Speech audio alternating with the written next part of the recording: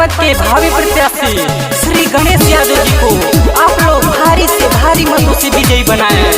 गणेश यादव जिंदाबाद जिंदाबाद जिंदाबाद, गणेश यादव जिंदाबाद जिंदाबाद जिंदाबाद। सुना हो चचा सुना हो चाची, सुना मोर बहिनी सुना बड़की माई, बहरा में बाड़े जो भी चाचा भाई।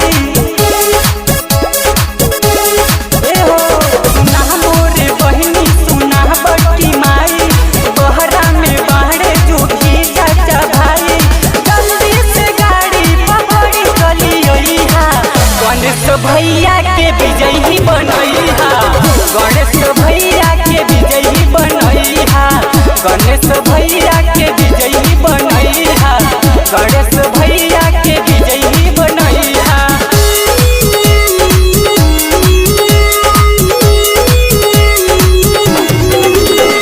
गणेश यादव जिंदाबाद जिंदाबाद जिंदाबाद, गणेश यादव जिंदाबाद जिंदाबाद जिंदाबाद।